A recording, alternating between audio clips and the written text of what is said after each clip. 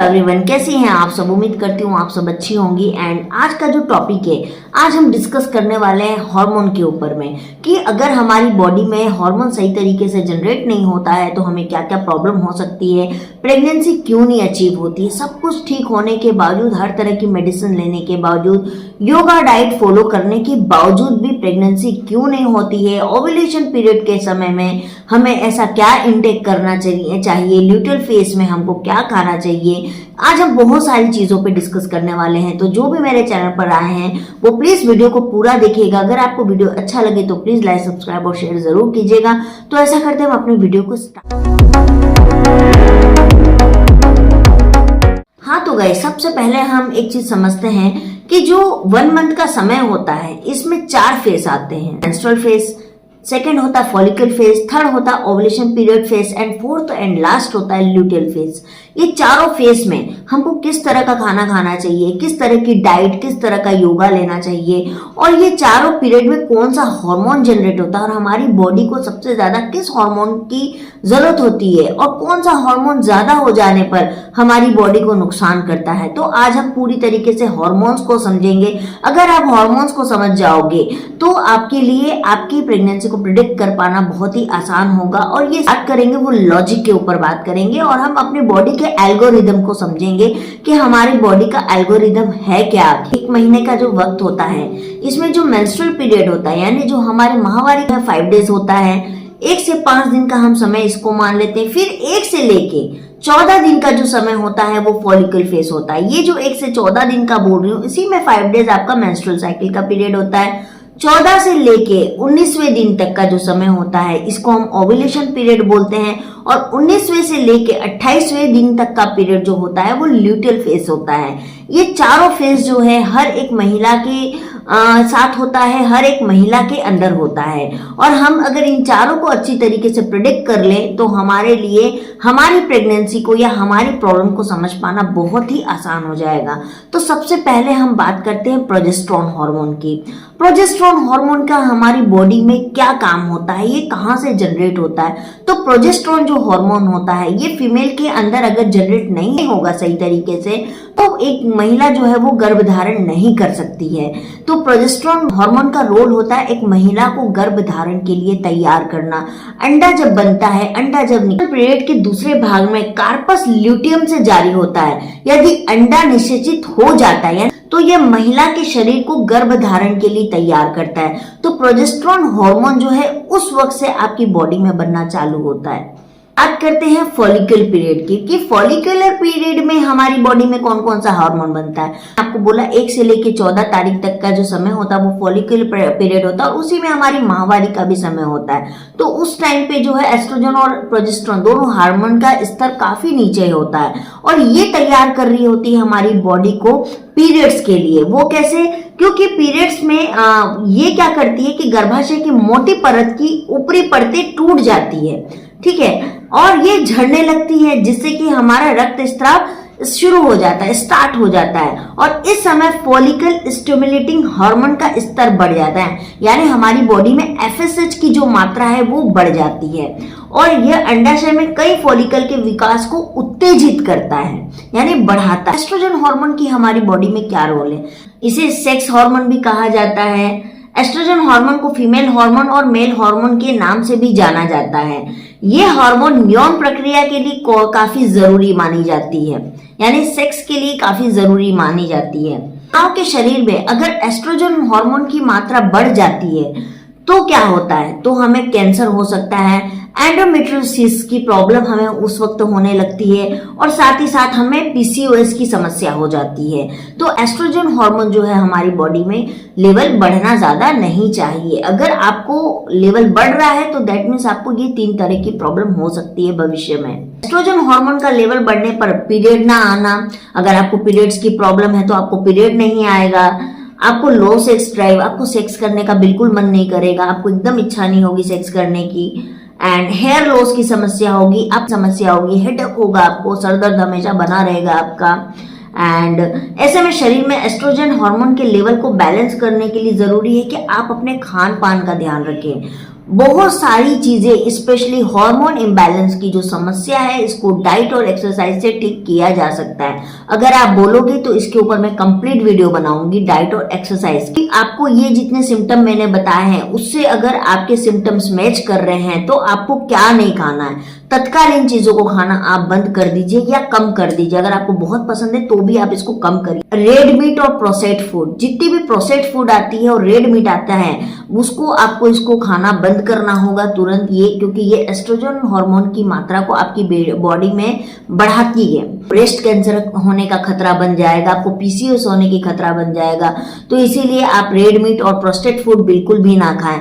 दूसरी चीज है, आप रिफाइंड शुगर और कार्बोहाइड्रेट, ये दो चीजों को आप इग्नोर करें। ये एस्ट्रोजन हार्मोन का लेवल को ठीक करना है तो आप साबुत अनाज खाइए, उसको आप सेवन करिए, क्योंकि इसमें प्रोटीन और फाइबर भरपूर मात्रा में होती है। तो ये आपको एस्ट्रोजन हार्मोन को आपकी बॉडी में बैलेंस करने का भी काम करता है। ये डेयरी प्रोडक्ट आपको नहीं लेना है, डेयरी प्रोडक्ट में भी एस्ट्रोजन हार्मोन आपकी बॉडी में ये बढ़ाएगा, तो आपको डेयरी मिठाई भी नहीं लेनी है। रीजन क्योंकि उसमें शुगर होती है, शुगर भी जो होता है वो आपकी बॉडी में एस्ट्रोजन हार्मोन को बढ़ाता है, तो आपको शुगर से भी दूरी बनानी है।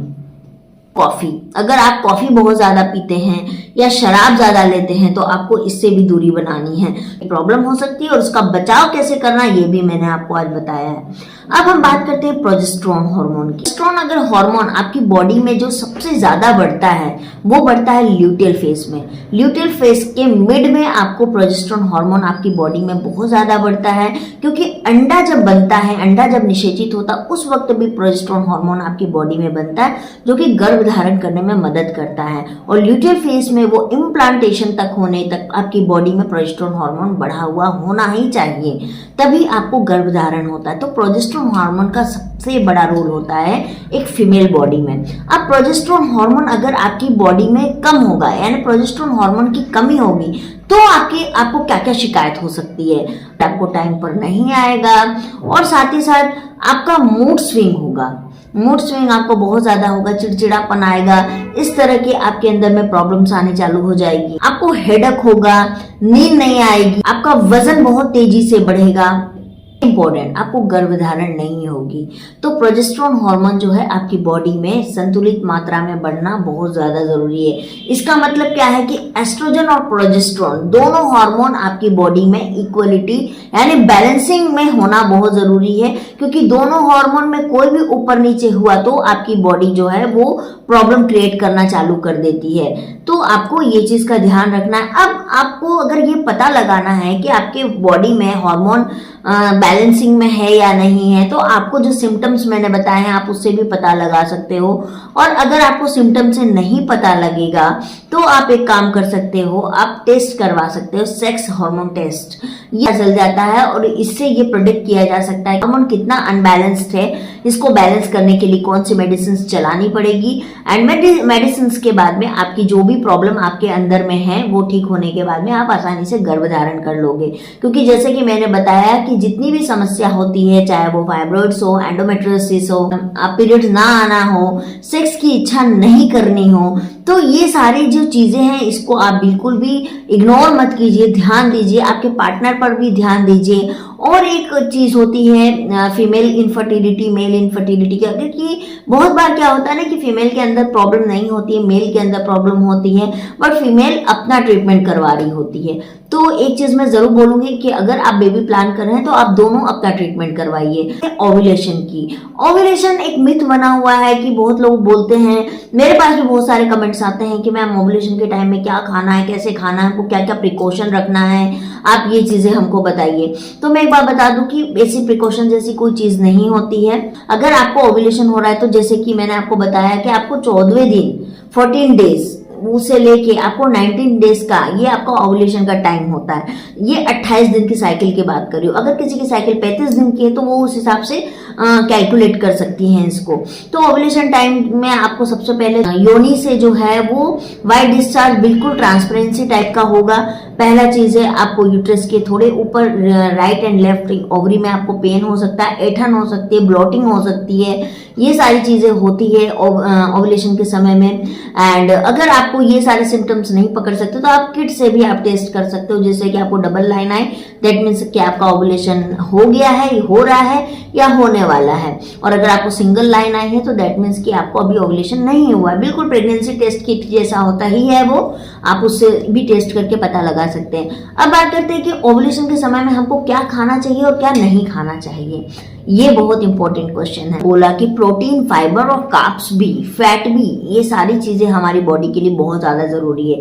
लेकिन ब्रेकफास्ट के समय में आप पूरी कोशिश कीजिएगा कि आप प्रोटीन और फाइबर से भरा हुआ नाश्ता लें, जिसमें आप अंकुरित अनाज ले सकती है, बेसन का चीला ले सकती है, सीड्स ले सकती है, बीन्स ले सकती है, जो भी आपको पसंद है आप ले सकती है। लेकिन आपको रिफाइंड ऑयल यूज नहीं करना है। आप सरसों का तेल यूज कर लीजिए या घी यूज कर लीजिए, ऑलिव ऑयल यूज कर लीजिए, लेकिन रिफाइंड ऑयल आप जितना हो सके कम से कम यूज कीजिए। तो आपको ये चीज करना है। आपको अनार का जूस लेना है, बीट का जूस, कुछ फल बताने वाली हूं मैं। इस फल का सेवन आप ओवुलेशन के समय में जरूर कीजिए, जिससे कि आपका ओवुलेशन सक्सेसफुली हो पाए। तो उसके लिए आपको जो फल लेना है वो है, आपको बिना एप्पल आप काट के लीजिए, बिना छिलके हुए, या फिर आप एप्पल का स्मूथी बना लीजिए। आप जाके मेरे शॉर्ट्स में देखेंगे तो मैंने एप्पल का स्मूथी बताया हुआ है पहले भी। आप केले ले सकते हैं, आप केले खाइए, केले में बहुत ज्यादा प्रोटीन होता है। एंड आप संतरा लीजिए, संतरे में भरपूर मात्रा में विटामिन सी होता है। स्ट्रॉबेरी यानी बेरीज फ्रूट जितने भी होते हैं वो आप ले सकती हैं, लेकिन वो आपके वहां पर आपकी भूमि पे वो आसानी से उगते हो, उस फल का ही आप इस्तेमाल कीजिए। और मैं तो आपको सजेशन दूंगी कि मौसमी फल का ही इस्तेमाल कीजिए। आम, अमरूद आप ये ले सकती हैं। ये जो मैंने फ्रूट आपको बताया है, इस फ्रूट का आप सेवन करिए। और उससे भी जरूरी बात है, आपको एक्सरसाइज करना है, आपको डाइट अच्छे से करना है। आपकी बॉडी भी आपसे उस वक्त कुछ डिमांड करती है खाने की, तो जो आपकी बॉडी डिमांड करे, जो कि पौष्टिक हो, ये आपको जरूर ध्यान में रखना है। आप उसका जरूर से सेवन करिए, है ना, एक लिमिट मात्रा में आप जरूर से सेवन करिए। ये बहुत ज्यादा जरूरी होती है, क्योंकि हमारी बॉडी जो है ना, हमको हर चीज के लिए इंडिकेट करती है। तो आपको आपकी बॉडी को समझना पड़ेगा। तो ये जो हार्मोन आज मैंने आपको बताया है, ये अगर आपकी बॉडी में बैलेंस हो जाता है तो आपको हर समस्या से मुक्ति मिलती है, और साथ ही साथ आप प्रेगनेंसी भी अचीव आसानी से कर लेते हो। तो इसीलिए आप सबसे पहले आपके हार्मोन्स की जांच करवा लीजिए। अगर आपको ये सारे सिम्टम दिख रहे हैं तो डेफिनेटली जाके आप अपने डॉक्टर से कंसल्ट कीजिए, अपने डॉक्टर से मिलिए, प्रॉपर ट्रीटमेंट लीजिए इसकी। और एक चीज क्वेश्चन करती हैं कि मैम हम गायनोवेदा ले रहे हैं, हम क्या वेदास केयर ले सकते हैं या हम नामिया ले सकते हैं, मतलब मल्टीपल ऑफ मेडिसिन। तो मैं आपको एक चीज सजेशन दूंगी यहाँ पर कि नहीं, आप एक मेडिसिन जो ले रहे हैं आप उसी को लीजिए, क्योंकि आप अपनी बॉडी में भले 2 घंटे 3 घंटे के अंतराल में ही चीजें डाल रही हो, आपकी बॉडी भी कंफ्यूज हो जाएगी कि भैया हमको क्या वर्क करना है। तो आप एक ही मेडिसिन लीजिए और उसको प्रॉपर समय पर लीजिए। आप तरह तरह की मेडिसिन अंदर मत डालिए, क्योंकि आयुर्वेद है तो क्या हुआ, इंग्रेडिएंट्स में फर्क होता है, इंग्रेडिएंट्स कितना लिया गया है इसमें भी फर्क होता है। और हर इंग्रेडिएंट आपकी बॉडी में एक अलग साइड इफेक्ट भी डालती है और बेनिफिट्स भी डालती है। तो इसीलिए मैं आपको सजेशन दूंगी कि अगर आप गायनोवेदा भी ले रही हैं तो आप गायनोवेदा ही लीजिए, क्योंकि मेडिसिन जो है ना आपकी बॉडी में 20% वर्क करती है। 80% जो वर्क करेगा वो आपका एक्सरसाइज, आपका डाइट, डेली रूटीन लाइफ, ये बहुत इम्पैक्ट डालती है इन चीजों पे। तो अगर आप डाइट, योगा, अपनी रूटीन लाइफ को ठीक करते हो, रात में टाइम पे सोते हो, टाइम पे उगते हो, सुबह सूर्य नमस्कार करते हो, योगा करते हो, मोबाइल का कम से कम इस्तेमाल। एक बात मैं और बोलना चाहूंगी कि जैसे कि मुझे एक ने कमेंट किया था कि आपकी प्रेगनेंसी हो जाएगी तब आप कुछ बोलिएगा। तो एक बात मैं बता दूं कि मैं जिस पेशे में हूँ, मेरा काम है बोलना, बताना, और जिसको मानना है वो मानता है, जिसको नहीं मानना है वो नहीं मानता है। बहुत बार हमें कोई गाइड करने वाला नहीं होता है ना, हम लाखों रुपए खर्च कर देते हैं, लेकिन हमको सही गाइड करने वाला कोई नहीं होता, बताने वाला नहीं होता है, तो हमको नहीं पता चलता है, हम भटक रहे होते हैं, सब कुछ है हमारे पास, फिर भी हमारे पास सॉल्यूशन नहीं है। तो रही बात मेरी प्रेगनेंसी की, तो ये जो ऊपर वाला है ना, ये सब देख रहा है और मुझे पूरा भरोसा है अपने ऊपर वाले पे कि देर से सही होगा और आपको जवाब उस दिन मैं दूंगी। लेकिन एक चीज़ और हो सकती है कि शायद मेरी प्रेगनेंसी हो जाए और मैं ना बताऊं, ये भी हो सकती है। क्योंकि आप जैसे कुछ लोग हैं ना जिनकी नज़र अच्छी नहीं है ना, जो ऐसा बोल सकते हैं, एक महिला हो कि एक महिला को अगर ऐसा बोल सकती है जिसकी नज़र मेरे हिसाब से उसकी नज़र बहुत ख़राब है, कि आप ऐसा सोच सकती हैं किसी भी महिला को अगर बेबी नहीं हो रहा है और आप ऐसी बातें कर रही हैं, बहुत ही घटिया सोच है आपकी। उसमें मैं कुछ नहीं कर सकती, बहुत ही घटिया सोच है आपकी। और मैं यहाँ पे बिल्कुल आपका कमेंट नहीं लगाने वाली हूँ, रीज़न कि मैं बढ़ावा नहीं देना चाहती हूँ आप जैसे लोगों को। लेकिन ऐसा मत बोलिए, किसी को भी मत बोलिए। मेरी बात तो छोड़ दीजिए, मुझे फर्क ही नहीं पड़ता है, रीज़न क्योंकि मैं अपना काम कर रही हूँ, मैं पूरी फोकस हूँ। मैं मेरा हो या ना हो, लेकिन मैं ये बात करती हूँ ना कि मैं लाखों महिलाएं जो है ना वो प्रेग्नेंट ज़रूर होगी मेरे वीडियो से। मैं जो चीज़ें बता रही हूँ दूसरों को उससे ज़रूर फ़ायदा होगा, मुझे हो या ना हो। तो आप इसकी चिंता मत करिए। लेकिन किसी भी महिलाओं को बेबी से रिलेटेड बोलने से पहले 50 बार सोच लीजिए। बहुत हर्टिंग पॉइंट है ये, बहुत ज़्यादा हर्टिंग। मैंने अपने कमेंट बॉक्स में बहुत सारी लेडीज़ जो कमेंट कर रही थी, अच्छे मेरे जगह पे फाइट कर रही थी, उनको मैंने समझा के रोका है। लेकिन अगली बार मैं नहीं रोकूंगी, क्योंकि यहाँ पे मैं अकेली ऐसी वुमेन नहीं हूँ। इतनी सारी जो वुमेन है ना, जो मेरे जितने भी सब्सक्राइबर है, सब महिलाएं ही भरी पड़ी हैं। किसी महिला का दिमाग खराब हुआ, आपके ऊपर चढ़ गई, मैं फिर आपको नहीं बचाऊंगी। तो इसीलिए ऐसी बातें सोच समझ के बोला कीजिए। भगवान ऊपर वाला सब देख रहा है, कहीं ऐसा ना हो कि आपके साथ कोई ऐसा हो जाए। तो इसीलिए मैं ऐसे बद्दुआ नहीं देती हूँ किसी को, भगवान ना करे किसी के साथ ऐसा हो। लेकिन जब आप दूसरों के लिए ऐसा गड्ढा बोलते हो ना, तो फिर वो इम्पैक्ट, ये देखा ना, ये कहावत सुनी है ना, एक उंगली अगर आप अपने ऊपर उंगली, 4 फिंगर्स आपकी तरफ मुड़ती है। तो इस बात को हमेशा याद रखिएगा, किसी के लिए बुरा मत बोलिए। आपको जिंदगी किसी को बुरा, किसी को नीचा दिखाने, किसी को ताने मारने के लिए नहीं मिला है। कुछ काम करिए, फोकस करिए अपनी जिंदगी पर कि आपकी जिंदगी कहाँ लेके जानी है, इस चीज पे फोकस करिए। ठीक है, तो चलिए गाइस, मिलती हूँ मैं आप लोगों से नेक्स्ट वीडियो में। तब तक के लिए बाय बाय, अच्छे से रहिए, प्यार बांटिए दीजिएगा। मैं फिर आती हूँ ऐसे ही नॉलेजेबल वीडियो लेके। Bye bye guys.